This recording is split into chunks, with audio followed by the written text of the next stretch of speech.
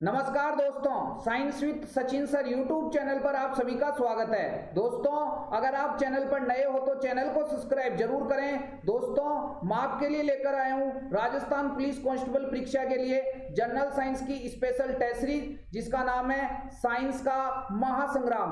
दोस्तों, इस test series में मैं आपको हल कराऊंगा राजस्थान पुलिस कांस्टेबल परीक्षा के लिए जनरल साइंस के टॉप 15 अति महत्वपूर्ण प्रश्न। दोस्तों, मेरे पढ़ाए हुए सैकड़ों विद्यार्थी राजस्थान पुलिस कांस्टेबल परीक्षा में सिलेक्ट हो चुके हैं और मेरे पढ़ाए हुए नोट्स और प्रश्नों से राजस्थान पुलिस कांस्टेबल परीक्षा में 90% से अधिक प्रश्न पूछे जाते हैं। तो जो दोस्त इस बार राजस्थान पुलिस कांस्टेबल परीक्षा की तैयारी करें, उनको मेरी तरफ से बेस्ट ऑफ लक। दोस्तों, तैयारी करते रहो। अगर आप ईमानदारी से तैयारी करोगे तो दुनिया की कोई भी ताकत आपको सिलेक्ट होने से नहीं रोक सकती। तो दोस्तों, आज इस वीडियो में मैं आपको हल कराऊंगा साइंस का महासंग्राम टेस्ट सीरीज का टेस्ट नंबर 2। जिन विद्यार्थियों ने साइंस का महासंग्राम टेस्ट सीरीज का टेस्ट नंबर 1 नहीं देखा है तो नीचे डिस्क्रिप्शन बॉक्स में लिंक दिया हुआ है, वहां जाकर जरूर देखें। दोस्तों, यह प्रश्न आपकी आने वाली राजस्थान पुलिस कांस्टेबल परीक्षा के लिए काफी इंपॉर्टेंट है और इन प्रश्नों के बाद कुछ भी नहीं आएगा। इन सभी प्रश्नों को अपनी कॉपी के अंदर लिखें और बार बार रिवीजन लगाएं। तो देखिए, स्टार्ट करते हैं साइंस का महासंग्राम टेस्ट सीरीज का टेस्ट नंबर 2 का फर्स्ट धमाकेदार वाला प्रश्न। फर्स्ट धमाकेदार वाला प्रश्न है, निम्नलिखित पदार्थों में से विद्युत का चालक नहीं है। ऑप्शन देखते हैं, हीरा, ग्रेफाइट, तांबा, चांदी। दोस्तों, ये प्रश्न राजस्थान पुलिस परीक्षा 2018 के अंदर पूछा गया था। अब देखिए, इस पूरे प्रश्न का मैं ऑपरेशन कर देता हूं। देखिए, हीरा है, ये विद्युत का क्या होता है? कुचालक होता है। क्या होता है रे? कुचालक होता है। काफी इंपॉर्टेंट बात। ग्रेफाइट, ये विद्युत का क्या होता है? सुचालक होता है। ठीक है। और तांबा, इसका प्रतीक होता है Cu। तांबा एक धातु होती है, मेटल होती है, और ये विद्युत की क्या होती है? सुचालक होती है। ठीक है, ये काफी इंपॉर्टेंट बात है। चांदी, काफी इंपॉर्टेंट, इसका प्रतीक होता है Ag, और ये चांदी भी विद्युत की क्या होती है? सुचालक होती है। और आपको ये भी याद रखना है दोस्तों, ये प्रश्न भी काफी बार पूछा गया है राजस्थान पुलिस कांस्टेबल परीक्षा में कि बताइए विद्युत की सबसे अच्छी चालक धातु कौन सी है? चांदी। ठीक है। और चांदी का परमाणु क्रमांक या परमाणु संख्या भी आपको याद रखनी है, कितनी? 47। ठीक है दोस्तों, तो निम्नलिखित पदार्थों में से विद्युत का चालन या विद्युत का चालक नहीं है, कौन सा है? हीरा। तो फर्स्ट का करेक्ट आंसर क्या हो जाएगा? ए हो जाएगा। काफी इंपॉर्टेंट बात। और ये भी याद कर लेना, हीरा और ग्रेफाइट, हीरा और ग्रेफाइट ये कार्बन के क्या है? अपरूप हैं, कार्बन के एलोट्रोप हैं। ठीक है। सारे प्रश्न मैं आपको बताने वाला हूं और सभी जो ऑप्शन है उनका भी मैं ऑपरेशन करने वाला हूं। ऐसे ही प्रश्न आपकी एग्जाम में पूछे जाते हैं दोस्तों। ठीक है। नेक्स्ट इंपोर्टेंट प्रश्न पे चलते हैं। प्रश्न संख्या सेकंड। प्रश्न संख्या सेकंड है, निम्नलिखित में से किस माध्यम में ध्वनि की गति उच्चतम होती है? ऑप्शन देखते हैं, वायु, इस्पात, पानी और निर्वात। तो दोस्तों, आपको याद करना है सबसे पहले तो क्या, ये जो प्रश्न है राजस्थान पुलिस परीक्षा 2018 के अंदर पूछा गया है। ठीक है।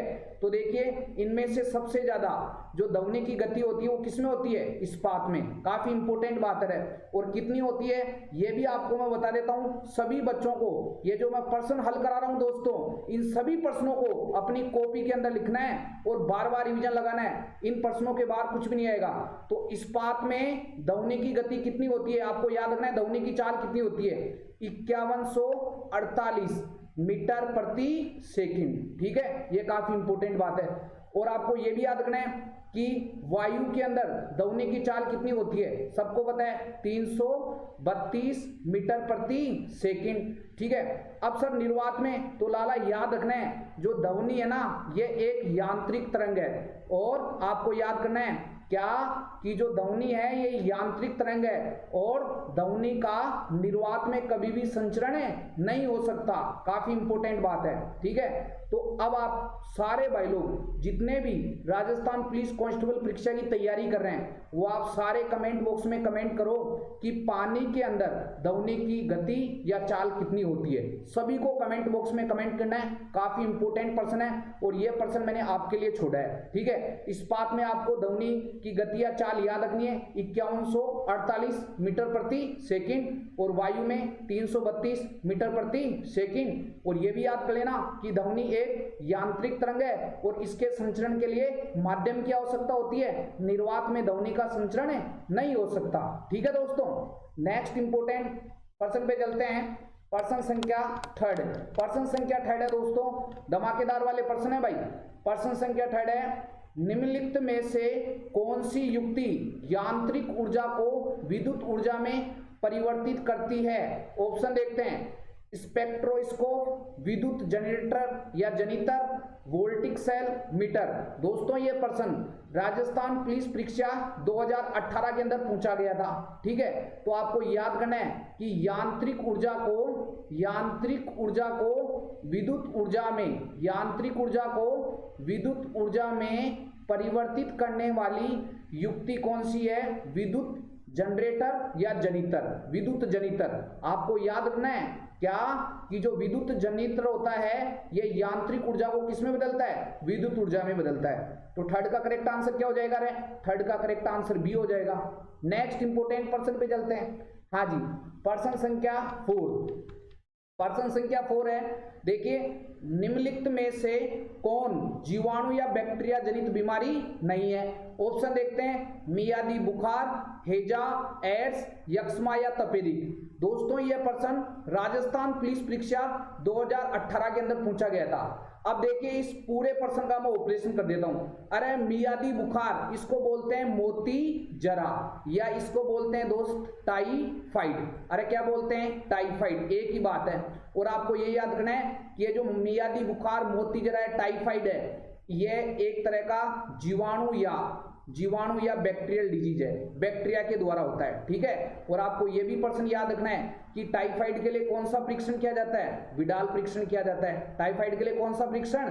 विडाल परीक्षण किया जाता है। ठीक है, काफी बार पूछा गया है कि बताइए विडाल परीक्षण किस रोग के लिए होता है? टाइफाइड के लिए। और आपको यह भी याद रखना है दोस्तों, काफी इंपोर्टेंट है, टाइफाइड का रोगजनक साल्मोनेला टाइफी। क्या याद रखना है? Salmonella typhi. सर ये साल्मोनेला टाइफी क्या है? अरे ये बैक्टीरिया या जीवाणु है, इसके कारण ही कौन सा रोग होता है? मोती जरा या टाइफाइड। ठीक है, अब बात करते हैं हैजा। ये हैजा भी काफी इंपोर्टेंट बात है। ये हैजा भी एक तरह का जीवाणु या बैक्टीरिया के द्वारा होने वाला रोग है, जीवाणु या एक बैक्टीरियल डिजीज है। ठीक है, ये बैक्टीरिया के द्वारा होता है। और इसका रोगजनक क्या है? याद रखना है भाई, काफी इंपोर्टेंट बात है। हैजा का रोगजनक है विब्रियो कोलेरी। अरे हैजा का रोगजनक कौन सा है? Vibrio cholerae. सारे प्रश्न याद करने भाई। हैजा का रोगजनक क्या है? Vibrio cholerae. यह दूषित जल, दूषित भोजन और मक्खियों के द्वारा फैलता है। ठीक है, और हैजा के लिए कौन सा टीका लगाया जाता है? कोलेरा का टीका लगाया जाता है। ठीक है, एड्स एक प्रकार का वायरस या विषाणु जनित रोग होता है। ठीक है, वायरस या विषाणु जनित रोग होता है, और एड्स का रोगजनक होता है HIV। अब बात करते हैं नेक्स्ट ऑप्शन पर। नेक्स्ट ऑप्शन है यक्ष्मा या तपेदिक, इसको बोलते हैं लाला टीबी। क्या बोलते हैं रे? टीबी। ठीक है, और ये टीबी एक प्रकार का जीवाणु या बैक्टीरिया के द्वारा होने वाला रोग है। ठीक है, और आपको ये भी याद करना है कि टीबी में शरीर का कौन सा भाग प्रभावित होता है? ठीक है, फेफड़े। लो जी, काफी इंपोर्टेंट प्रश्न। ठीक है, तो बताओ इनमें से कौन सा जीवाणु या बैक्टीरिया जनित बीमारी नहीं है? एड्स, क्योंकि एड्स एक वायरस या विषाणु के द्वारा होता है, जबकि मियादी बुखार, हैजा, यक्ष्मा, तपेदिक या टीबी जिसको बोलते हैं, ये तीनों रोग जीवाणु या बैक्टीरिया के द्वारा होते हैं। तो 4 का करेक्ट आंसर क्या हो जाएगा? सी हो जाएगा। ठीक है, 4 का करेक्ट आंसर क्या हो जाएगा? सी हो जाएगा। लो जी, सारे प्रश्न याद करने दोस्तों। अगर वीडियो एक बार में समझ में नहीं आता है तो इसको बार बार देखें। मैं आपको दोबारा बोल रहा हूं, ये स्पेशल टेस्ट सीरीज साइंस का महासंग्राम जब तक आपकी एग्जाम नहीं हो जाती तब तक रेगुलर चलने वाली है। सभी प्रश्नों को कॉपी के अंदर लिखें, बार बार रिवीजन लगाएं। न तो तेरे को किसी से नोट्स लेने की आवश्यकता, न तेरे को कहीं से पढ़ने की जरूरत। तू तो केवल और केवल जो मैं प्रश्न हल करा रहा हूं उन सभी प्रश्नों को अपनी कॉपी के अंदर लिखो और बार बार रिवीजन लगाओ। साइंस के अंदर एक भी प्रश्न गलत नहीं होने दूंगा। ठीक है लाला, तो सारे प्रश्नों को लिखना है, रिवीजन लगाना है बार बार। नेक्स्ट देखो, नेक्स्ट प्रश्न पे चलते हैं। प्रश्न संख्या 5, प्रश्न संख्या 5 है। हाँ जी, प्रश्न संख्या 5 है दोस्त, निम्नलिखित में से कौन मानव शरीर में न्यूरॉन का हिस्सा नहीं है? ऑप्शन देखते हैं, सेल बॉडी या साइटन, डेंड्राइट, एक्सोन और बोमेन कैप्सूल। दोस्तों ये प्रश्न राजस्थान पुलिस परीक्षा 2018 के अंदर पूछा गया था। अब सर हमारे को ये बताओ ये न्यूरॉन क्या है? तो भाई साहब आपने सुना होगा तंत्रिका तंत्र, तंत्रिका तंत्र नर्व सिस्टम, तंत्रिका तंत्र की संरचनात्मक व क्रियात्मक इकाई कौन होती है? न्यूरॉन। अब देखिए इस न्यूरॉन का हिस्सा नहीं, एक डायग्राम बना दे तो अच्छा पर्सन है, इस बार आ सकता है ये पर्सन, ठीक है। तो डायग्राम देख लाला, हाँ जी डायग्राम बना रहा हूं दोस्तों मैं, डायग्राम आपको पूरा समझा देता हूं, जैसा बोर्ड पर बनाते हैं वैसा तो नहीं बन पाएगा, लेकिन कोशिश करेंगे कि आप डायग्राम आपको बेटर तरीके से बनाकर समझाया जाए। देखो ये ऐसी होती है न्यूरॉन की संरचना, आप समझते चले।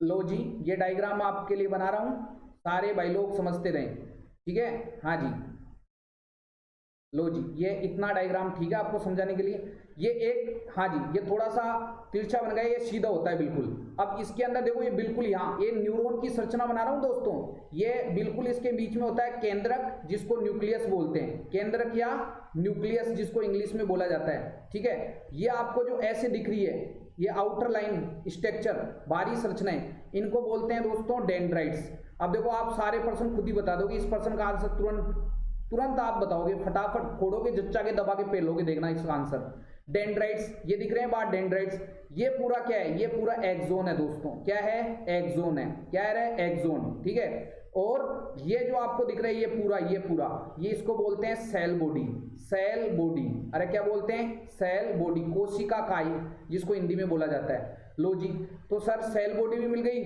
डेंड्राइट्स भी मिल गई, ये ऐसे दिख रहे हैं ना ये बाहर, ये ऐसे, ये डेंड्राइट्स हैं, और एक्सोन भी मिल गया, और ये रोड ऑफ रनवियर, नोड ऑफ रनवियर बोलते हैं इनको, नोड ऑफ रनवियर, ठीक है। रनवियर के नोड, ये जो बीच में स्पेस है उनको बोलते हैं नोड ऑफ रनवियर। लो जी बस यही इसकी संरचना के अंदर यही भाग होते हैं। तो देखो सेल बॉडी भी आपको मिल गई, डेंड्राइट्स भी मिल गई, एक्सोन भी मिल गई, लेकिन बोमेन कैप्सूल दोस्तों आपने सुना होगा ये नेफ्रॉन की संरचना का भाग है, नेफ्रॉन की संरचना का भाग है, ठीक है। बोमेन कैप्सूल ये न्यूरॉन की संरचना का भाग है, यह हिस्सा नहीं है। तो 5 का करेक्ट आंसर क्या हो जाएगा? डी हो जाएगा। लो जी सारे प्रश्न याद रखने भाई, क्या ये इतना स्पेस होता है, ये सेल बॉडी या कोशिका का है, इसके अंदर ये केंद्रक होता है, ये बाहर ऐसी जो भाले संरचनाएं ऊपर कांटे जैसी ये डेंड्राइट्स कहलाती है, ये पूरा क्या कहलाएगा? एक्सोन, और ये बीच में जो स्पेस है दो के बीच में इसको बोलते हैं नोड ऑफ रनवियर, ठीक है। लो जी सारे प्रश्न याद करने। नेक्स्ट इंपोर्टेंट पर्सन पे चलते हैं, पर्सन संख्या 6, पर्सन संख्या 6 है दोस्त, हाँ जी पर्सन संख्या 6 है, त्वरण को मापने के लिए किस इकाई का प्रयोग किया जाता है? ऑप्शन देखते हैं, मीटर प्रति सेकंड, मीटर प्रति सेकंड स्क्वायर, मीटर प्रति सेकंड का क्यूब, और किलोमीटर प्रति सेकंड। अब सबसे पहले तो आपको क्या याद रखना है कि सर ये त्वरण क्या होता है, ये त्वरण क्या होता है? तो दोस्तों आपको याद रखना है क्या कि किसी वस्तु के वेग में परिवर्तन की दर को, किसी वस्तु के वेग में परिवर्तन की दर को, दोबारा बता रहा हूं, किसी वस्तु के वेग में परिवर्तन की दर को उस वस्तु का त्वरण कहा जाता है, ठीक है। और त्वरण को मापने की इकाई है मीटर प्रति सेकंड स्क्वायर, ठीक है। काफी इंपोर्टेंट बात है, त्वरण का ऐसा ही मात्र क्या होता है? मीटर प्रति सेकंड स्क्वायर, ठीक है। तो 6 का करेक्ट आंसर क्या हो जाएगा? बी हो जाएगा। लो जी दोस्तों ये प्रश्न राजस्थान पुलिस परीक्षा 2018 के अंदर पूछा गया था। कुछ भी पूछे लाला, जो सारा पूछा जाएगा वो मसाला मैं तेरे लिए तैयार करूंगा, तेरे को तो बस वीडियो को देखना है और कॉपी के अंदर लिखना है, बार बार रिवीजन लगाना है बस। न किसी से नोट्स मांगने की जरूरत है, न कहीं से चारों तरफ हाथ मारने। कई क्या करते हैं माहौल ज्यादा बनाते हैं, लो यार साइंस का नोट्स इधर से भी दे दे, उधर से भी दे दे, उधर से दे दे, फिर भाई साहब उनको लेके सो जाता है उनके ऊपर। क्या मतलब है भाई, ठीक है। काम की चीजें पढ़ो दोस्तों, ठीक है, जो एग्जाम में आए, और आपको वही मैं हल कराने वाला हूं। नेक्स्ट इंपोर्टेंट पर्सन पे चलते हैं, पर्सन संख्या 7। पर्सन संख्या 7 है, जब प्रकाश एक माध्यम से दूसरे माध्यम में प्रवेश करता है तो प्रकाश किरण के मुड़ने की प्रक्रिया को क्या कहा जाता है? काफी सरल सा प्रश्न। ऑप्शन देखते हैं, व्यतिकरण, परावर्तन, अपवर्तन और प्रकीर्ण। और यह प्रश्न राजस्थान पुलिस परीक्षा 2018 के अंदर पूछा गया था। तो बताओ इसका आंसर क्या होगा? जब प्रकाश की किरण एक माध्यम से दूसरे माध्यम में प्रवेश करती है तो प्रकाश किरण के मुड़ने की प्रक्रिया क्या कहलाती है? अपवर्तन। काफी इंपोर्टेंट बात है, ठीक है। तो 7 का करेक्ट आंसर क्या हो जाएगा? सी हो जाएगा। लो जी नेक्स्ट इंपोर्टेंट पर्सन पे चलते हैं, पर्सन संख्या 8। पर्सन संख्या 8 है, निम्नलिखित जीवों में से कौन कूटपाद सूडोपोडिया की मदद से चलता है? यह प्रश्न राजस्थान पुलिस परीक्षा 2018 के अंदर पूछा गया था। ऑप्शन देखते हैं, पैरामीशियम, यूग्लिना, अमीबा और हाइड्रा। तो बताओ क्या आंसर होगा, कौन सा जीव निम्न में से कौन सा जीव कूटपाद या सूडोपोडिया की मदद से चलता है? अमीबा। काफी इंपोर्टेंट बात है, ठीक है, ये धमाकेदार वाला प्रश्न है, काफी इंपोर्टेंट। और अमीबा एक कोशिकीय जीव होता है, इसका शरीर केवल और केवल किससे मिलकर बना होता है? एक कोशिकीय यूनिसेलुलर ऑर्गेनिज्म है। और अमीबा प्रोटोजोआ संघ का सदस्य है। अरे किस संघ का सदस्य है? प्रोटोजोआ संघ का सदस्य है, ठीक है। और जो अमीबा होता है ये कूटपाद या सूडोपोडिया की मदद से चलता है, इसके ये गमनांग है, कौन से? कूटपाद या सूडोपोडिया। तो 8 का करेक्ट आंसर क्या हो जाएगा? सी हो जाएगा। याद करने भाई सारे प्रश्न, ठीक है। नेक्स्ट इंपोर्टेंट प्रश्न पे चलते हैं, प्रश्न संख्या 9।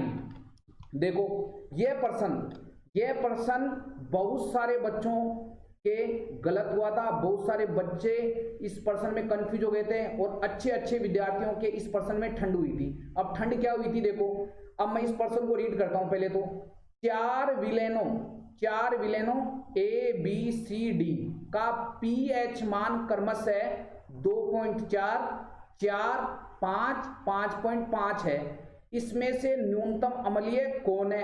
ऑप्शन है ए बी सी डी। और ये राजस्थान पुलिस परीक्षा 2018 के अंदर प्रश्न पूछा गया था और बहुत सारी प्रजातियों के इसके ठंड हुई थी इसमें। तो ठंड क्यों हुई थी? अरे भाई इतना सरल प्रश्न है, ऐसे प्रश्नों में भी ठंड करोगे तो फिर गर्म कब होगे भाई? हाँ जी, तो देखो इस प्रश्न का सोल्यूशन में डिटेल से बता देता हूँ।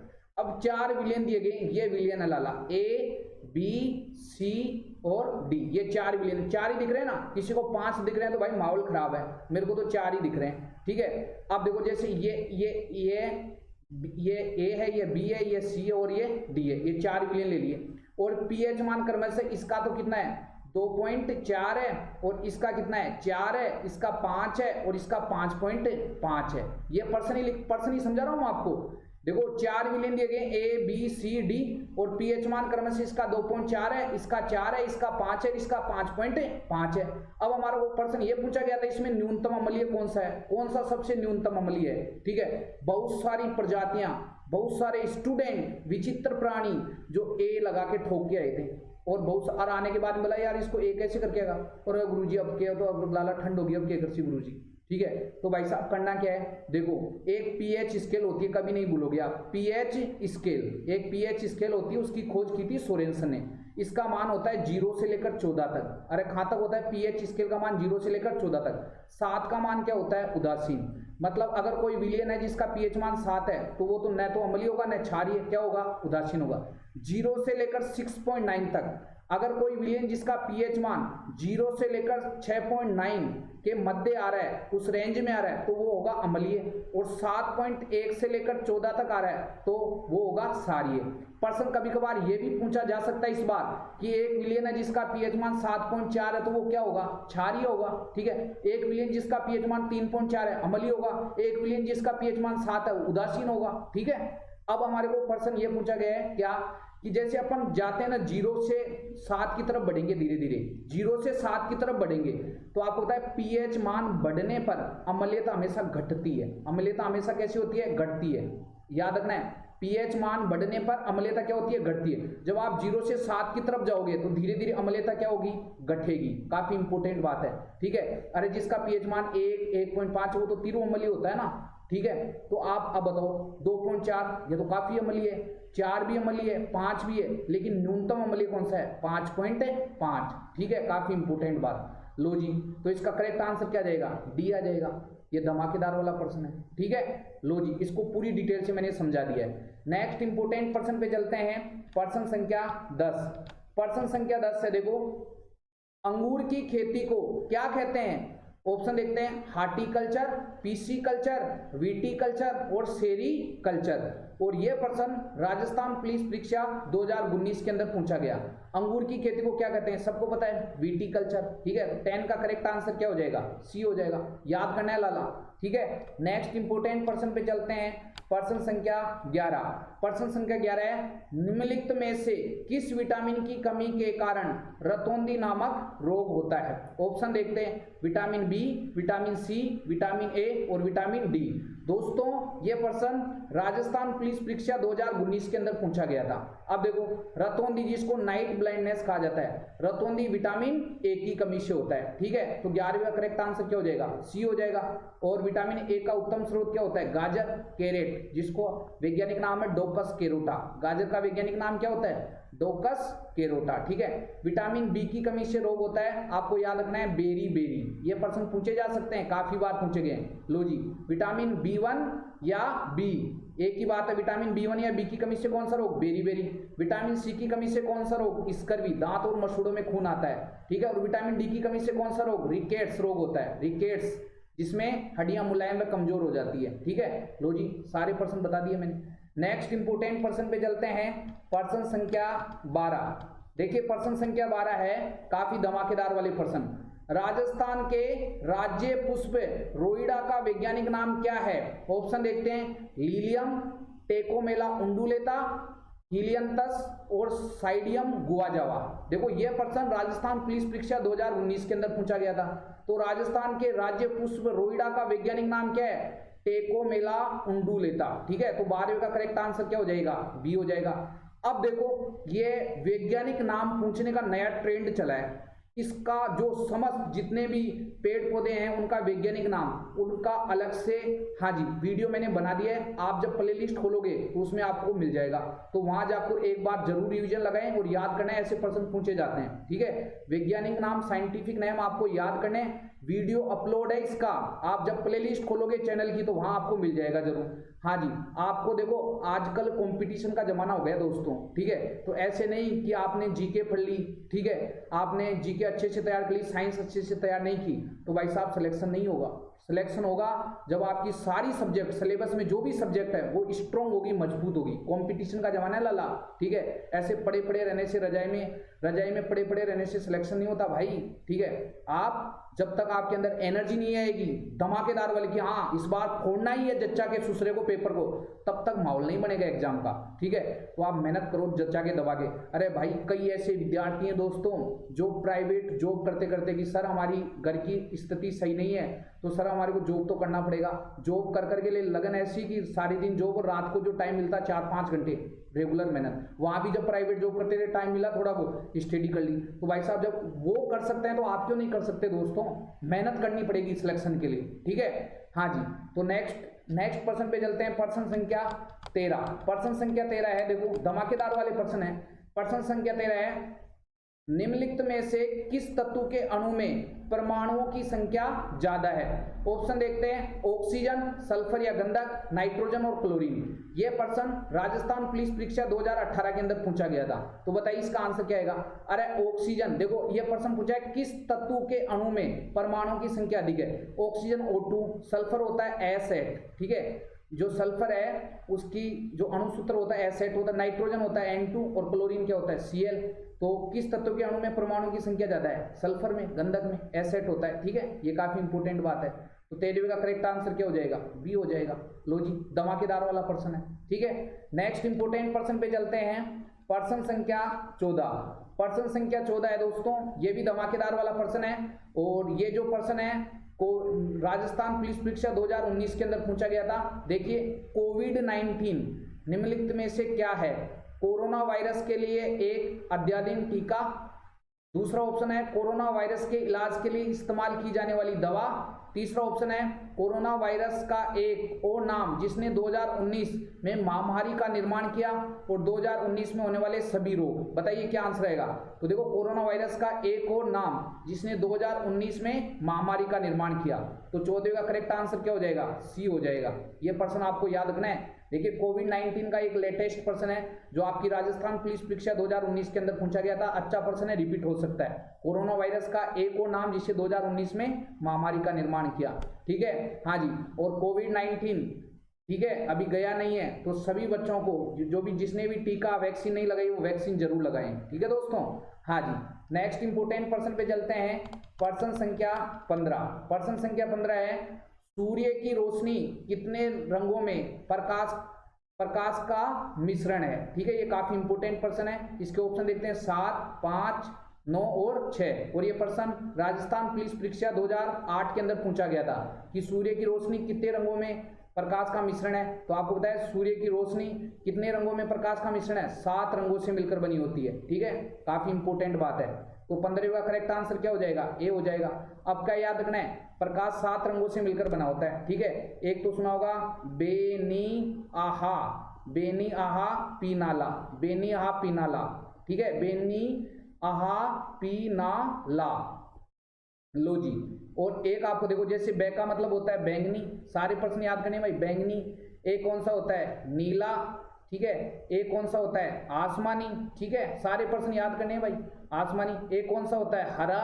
एक कौन सा होता है, पीला। और एक कौन सा होता है, ठीक है, नारंगी। और एक कौन सा होता है, लाल। लो जी।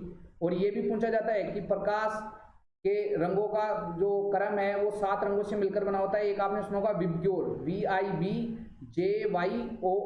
ये भी पूछा गया है। ये याद रखना है, ऐसे कैसे इसमें कुछ जो अक्षर हैं अल्फाबेट वो चेंज कर देता है, फिर पूछता है कि कौन सा सही है। तो आपको रखना है VIBJYOR, विबग्योर। प्रकाश 7 रंगों का मिश्रण होता है, बेनिया पीनाला। तो दोस्तों आज मैंने इस वीडियो में आपको हल कराया साइंस का महासंग्राम टेस्ट सीरीज का टेस्ट नंबर 2।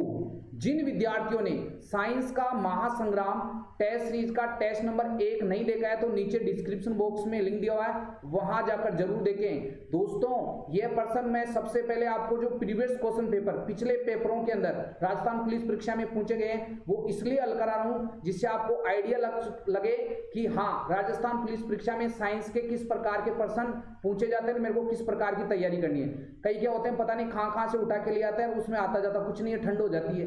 इतने ही प्रश्न आएंगे, 8-10 प्रश्न का आप रेंज लेकर चलो और सारे प्रश्न मेरे को सही कराने।